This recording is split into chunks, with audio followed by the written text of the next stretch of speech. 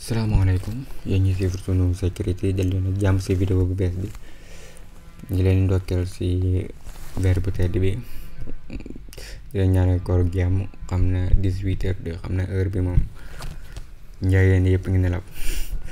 tey dañuy wax ci firewall wala lan mooy pare-feu ci waa Linux dañ koy configurer mu nekk lu am solo loo xam ne dañuy may ñu dolli sunu kaaraange ci sunu machine. Pare-feu mën nañ ne dañuy may ñu mën a gérer xeetu communication yi nga xam ne moo mën a am ci machine bi, wala moom mooy vérifier li leen war a amal ci réseau bi bu ñuy connecté wu ci ay politique wala ci ay règles yoo xam te ne dañ koo teg ne ko exemple règle bi nangam ak nangam lañ la tegal du ko weesu. Pare-feu am na njëriñ bu baax ndax bu dee da ngaa yor sa machine nii rek te yorut benn pare-feu boo xamante ne moo lay mën a exemple tëjal la sa port yi nga xam ne mu nekk ci machine bi. port comme niñ ko xamee application yi bu ñu connecté seen diggante wala yow sax booy connecté bi ci biir daa am fooy aw lay may nga mën a topp règle boobu pour connecté fenn. moom la ñuy wax ay protocole yooyu day am ay port. comme bu dee tëjoo benn port, keneen mën naa jóge fenn ñëw xool jël sa adresse IP exemple daat koy scanner wala daat koy scan. bu ko scanner gis port yi ubbeeku ci sa machine ndax tëjoo ko, mu xool ni port nangam da yaa ngi koy utiliser te service bi nga koy utiliser kenn mise en jour ko wala amul faille mu awee fa dugg ci sa machine. moo tax pare-feu bu foo xool fépp lañ koy utiliser, foo dem da nga ko fay utiliser. mën naa nekk software programme, mën naa nekk tamit matériel. comme exemple boo demee si yenn entreprise yi matériel nga fay fekk, yow mën nga ko utiliser si sa machine comme programme. moom pare-feu bu dee comme programme lañuy utiliser fii, bu dee si Linux dafa am lu naan NetFilter xamante ne moo ñuy may ñu mën a utiliser benn programme après modifier wala teg yenn ay politique wala supprimer yenn. am na programme yu bari yoo ko mën a defee, comme am nga Iptable, am nga firewall di Santos, Red Hat yooyu noonu. firewall di bu la neex mën nga ko installer sa machine tamit. firewall di bu dee da nga koo bëgg a utiliser mën nga koo utiliser. boo ko comparé ak Iptable mooy gën a yomb booy créer ay zone ak yooyu noonu. waaye bi ñu utiliser fii mu ngi tudd UFW, uncomplicated firewall. bu ñu ko comparé ak yeneen ñaare bii mooy gën a yomb. dina utiliser UFW pour xool nan la ni créer bu ñu bëggee créer yenn politique ak nan lañ koy supprimer tamit. yooyu ñu ngi leen gis yeneen. dañuy dem sunu Ubuntu. bu ñu demee sunu Ubuntu ngay ubbi terminal bi.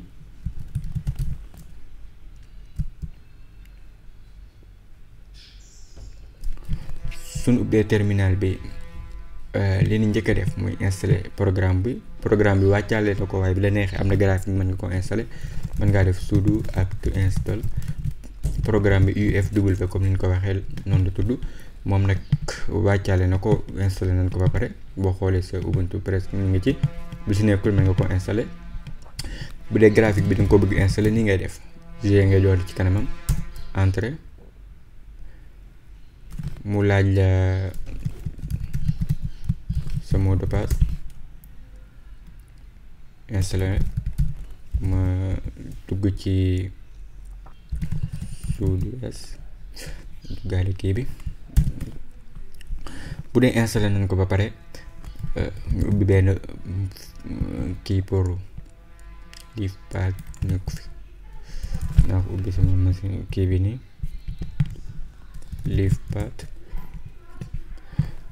xam na ne ñun bu ñuy tere dara muy dugg wala ñuy tere dara muy génn, comme ni ñu ko waxee ci communication bi, nan la ñuy def bu ñu ko installé ba pare. bu dee installé nañ UFW dañuy njëkk def mooy ma xool ba xam fi mën naa réyal kii bi. ma xool li ñu njëkk a def mooy bépp connexion boo xamante ne day dugg ci sunu machine, lépp loo xamante ne day jóge feneen di ñëw sunu machine avec ci internet bi wala déet bu mu ñëw dañ koy annuler. moom la ñuy njëkk a def mooy yi nga xam ne essentiel la. beneen bi mooy lépp loo xamante ne day génn sunu machine di dem ci internet bi wala muy dem ci beneen réseau na jàll. loolu la ñuy def. loolu bu ñu ko bëggee appliquer nan ngay def li si njëkk balaa loolu ba léegi mën ngaa def UFW statut. boo defee UFW statut da lay wax ban état la nekk, da lay wax état inactive la nekk fi mu toll nii tàggul. dañuy régler après boo ko activer. buñ ko bëggee def mooy ñaari ñu wax léegi, lépp loo xamante ne day dugg ci sunu machine ñu bloqué ko, rejeté ko. lépp loo xam ne day génn ñu permettre ko mu génn. da ngay def UFW default mooy default bi nga xam ne profil bi nga xam ne moom la ñuy utiliser. ne ko deny mooy rejeter wala lépp loo xamante ne day génn. incoming mën nga koo tënk ci in mooy UFW default deny incoming. lépp loo xamante ne day ñëw dugg ci biir. in mooy lépp loo xam ne day ñëw dugg ci biir bloqué ko. yoo xool da lay wax naan la stratégie bi par défaut change incoming léegi deny la. aco ñu ne ko lépp loo xamante ne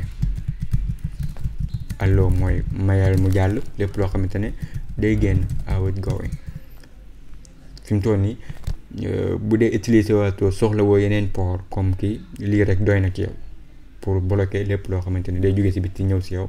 lépp loo xamante ne day génn nga may ko mu jàll. bu dee bloqué nañ ñaar yi nii lépp loo xamante ne day génn ñu may ko mu jàll lu ñëw bloqué ko. exemple bu ñëwoon fii ku mu demee google.com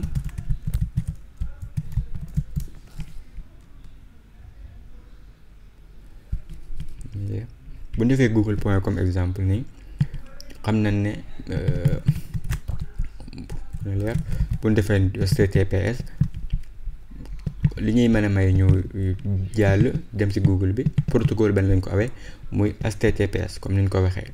protocole yi day am ay port. HTTPS bii nii port am mën na di 443 la. bu doon HTTP léeg-léeg nga gis yoo xam ne HTTP bul ko utiliser bu dee HTTPS am na. comme bu dee HTTP benn site comme site.com exemple port ba 80 la. bu dee da ngaa yor benn serveur boo xamante ne da nga ciy essayer yenn test wala nga def ci benn lu mel ne site boo xamante ne da nga ko déployer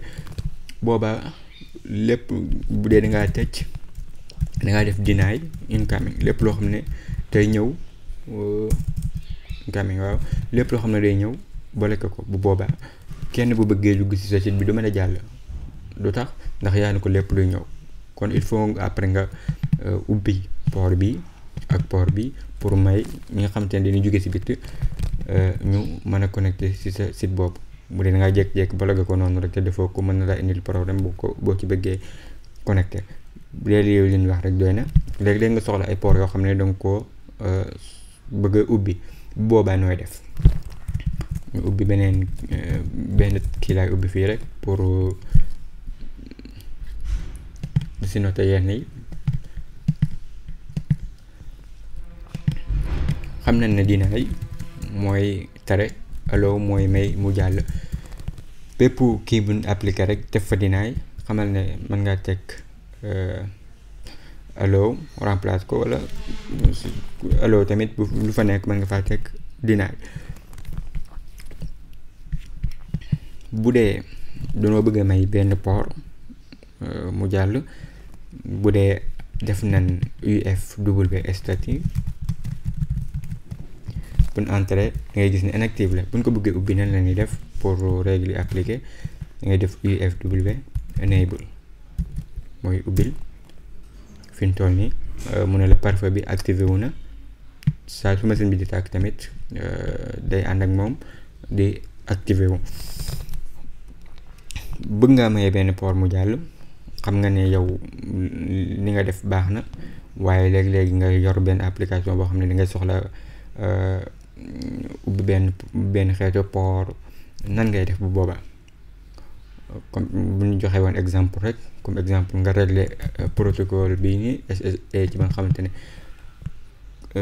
keneen ku nekk feneen dina mën a connecter sa machine boobaa il faut nga ubbi port 22 exemple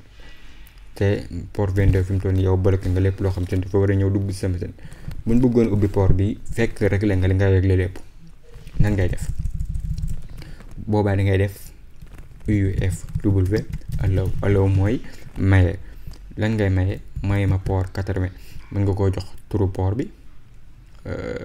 muy 80 mën nga koo jox nom bi HTTP SSH port 22 SSH la numéro bi nekk 22 comme su ma defoon 4 etc service gis nga dina la indil port yëpp mën ngaa def grep SSH dina na moo lay may nga def remote login ñu ngi ko gisee ni xeetu port bi boo defee allow rek tegal port bi moo xam tur bi la wala numéro bi entrée mu ne la règle bi ajouté nañ ko bu ñu defaatoon UFW statut nga gis mu ne la état bi active la vert wax la port yi active route yi nga xam ne moom lañ teg règle yi ne la action bi lan la dañ koo paramètre ci kan ci ñen lañ ko paramètre annuaire mooy ñëpp képp kuy ñëw rek lañ ko may règle bii nii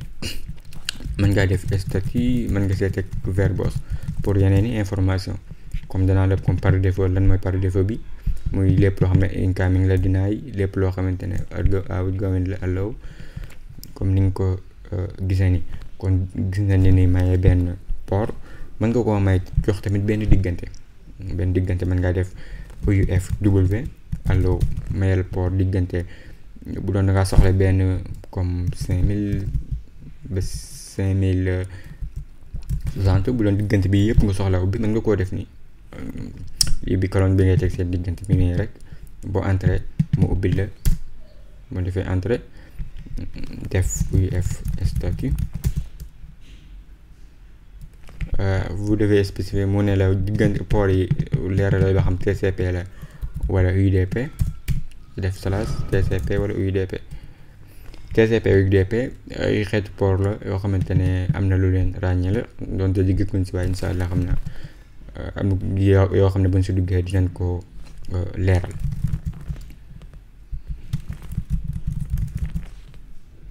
mu toll nii gis nga dem lay jox information yi pour mu gën a leer comme suñ defoon am na mën nañu def après tout nii dañuy may ñu mën a déployer lu mel ni benn site boo xamante ne comme sunu kii bi la buñ ko jëloon ifconfig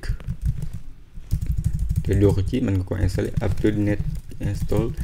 nettool pour bu dee nekkul ci machine bi IPA même kii bi lay jox xam na ne sunu IP nii la te xam nañ ne comme exemple www.google.com nii lii ab tur la rek bi remplacer benn numéro comme bii mooy sunu numéro soxla woon tur wi suñ su bëggoon a dugg ci kaw du jàll lu tax ubbiwul benn port boo xamante ne muy 80 wala 443 bi nga xam ne mooy may keneen ku nekk ci beneen machine mu mën a dugg ci yow mun ko ubbi woon UFW allow 80 buñ ñëwoon ni buñ ko ubbi woon feneen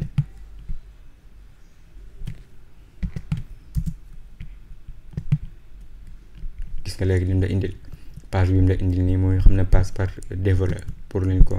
installer nga gis kon solo ni mu amee solo wala njariñam ni mu amee solo statut nga gis port yi ubbi yi yëpp xam nañ ne boo xoolee bi nii li nekk ci kanamam annuaire la muy képp comme mën a doon bu ñu bëggee may koo xamante ne benn adresse IP la wala benn subnet masque nan la ñuy def bu dee benn adresse IP mooy kenn rek lañ ko may xam nga benn adresse IP boo xamante ne ba spécifique la moom rek nga may mu dugg ci port bii nii wala moom rek nga mën a may mu règle yi nga xam ne moom nga teg mu topp ko. nan la ñuy def bu boobaa ngay def UFW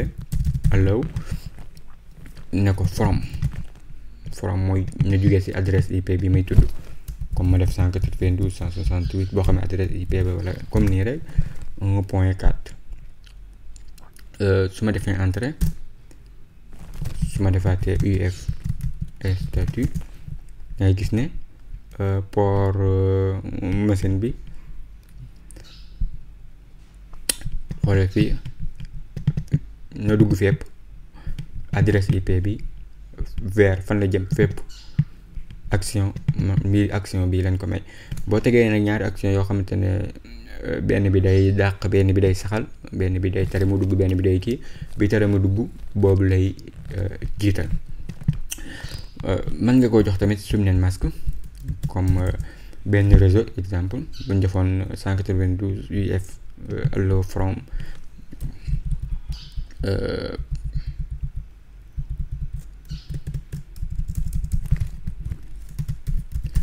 bu ñu defoon ni UF allow kii mooy réseau bi ñëpp ñu nekk ci réseau bii nii subnet masque bu ñu ko waxee daa am benn réseau boo xamante ne moom la yore man ñoo ko tuddee benn réseau mooy li commencé 192 168 point 1 point 1 point 2 point 3 point 4 ba point 254 képp ku nekk foofu noonu may ko mu jàll su ñu defee entrée port incorrect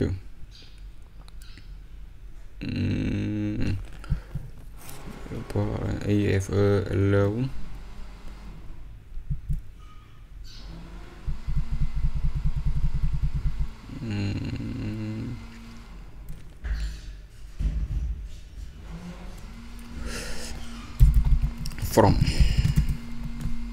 from ngay teg ci kanamam UF W allow from gi nga gisoon fii nii subnet masque bi tamit ci kanamam nga koy teg statut verbose mu lay jox gis nga ñu nekk ci réseau bi ñii ñëpp allow in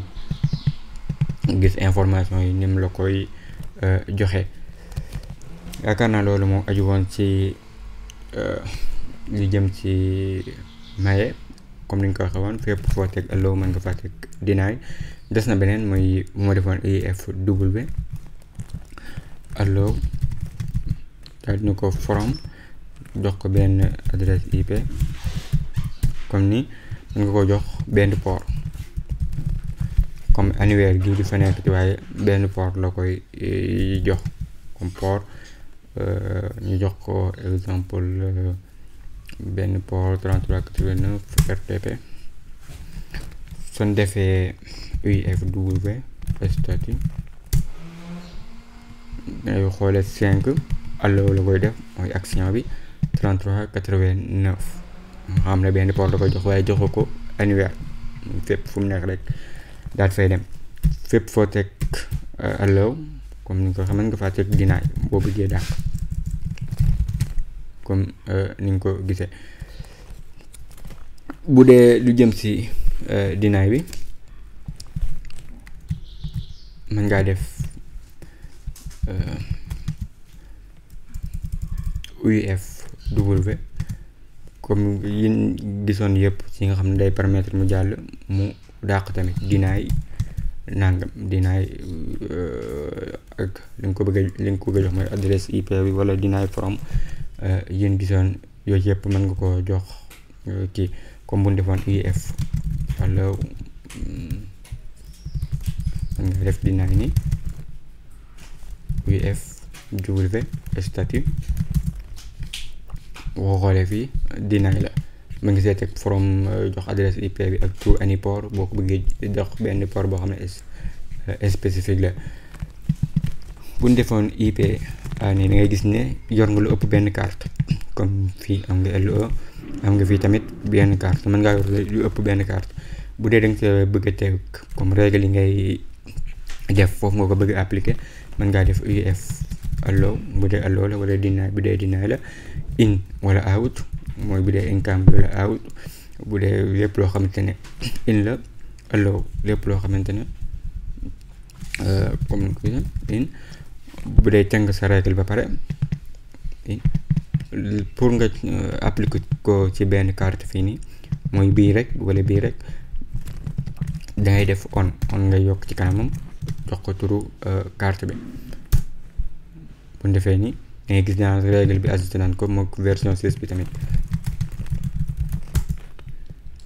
boo xoolee annuaire on dangay gis ne naa leen on jox la numéro carte bi gis nga ko. alors mën nga koo jox tamit deny yaa xool li nga bëgg rek. bu dee V6 bi ngay gis comme bu dee da ngaa yor carte boo xamante ne wala fi nga nekk version 6 IP version 6 yi dafay dox mën ngaa xool ba xam ubbi nañ ko wala réglé nañ ko normal wala déet. mën ngaa def vim wala nano etc default pour paramétrage fi mu nekk UFW da ngay gis fii boo ñëwee IPv6 danaa la égal yes. ni nga ko gisee noonu.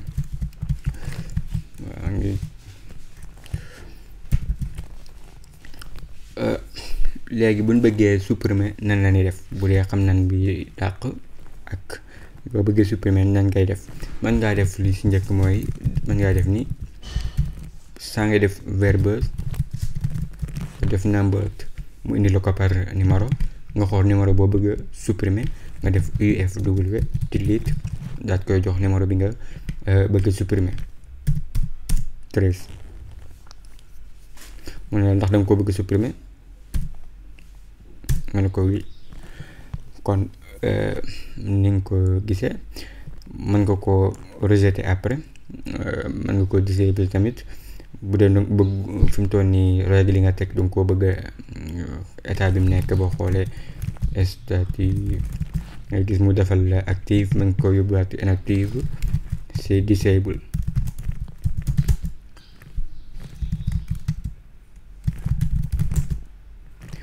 mën ngaa rejeter lépp tamit paramètres yi nga def lépp nga supprimer ko ngay def UFW boobaa lépp lay dindi moom rejet. su ma defee entrée dans ndax da ngaa bëgg réinstaller règle yi nga xam ne yëpp moom nga def bu ma defee wi ngay gis ni nga defoon yëpp supprimer na ko fi mu toll nii day mel ne du commencé waat à zéro. parfois lu am solo la jëlit foo toll moom dafa war di activer wu. bu dee lu jëm si graphique bi pour aw ci nii rek mën ngaa def nii recherche ko fi ngay recherche terminal bi GUFW mu laaj le mot de passe bi root. bu boobaa yi ñu doon gis li ngay gis fii rek profil bi mën nga ko bàyyi fii domestique bi. état bi boo xoolee inactive la boo bësee mu nekk active comme li ñu doon def naan ko lépp loo xam ne day génn may ko mu jàll lépp loo xamante ne day dugg refuser ko moo nekk ni entrant refuser rejeter autorisé bi dee sortant autorisé. lépp luy génn autorisé ko lépp luy refuser lépp luy dugg si refuser ko. bu la neexee tamit mën ngaa utiliser rejeter. refuser mooy tolloog drop bu dee da ngay utiliser ak table pour mu koy defar ay rapport fii nii. comme ni nga ko gisee ni boo xoolee règle dara nekku fi pour mu gën a leer comme bu génnoon ni def UFW bu ñu defaat woon statut ngay gis active la. bu ñu defee UFW allow port 80 comme daal def deny comme ni exemple la rek. bu demaatoon nga xool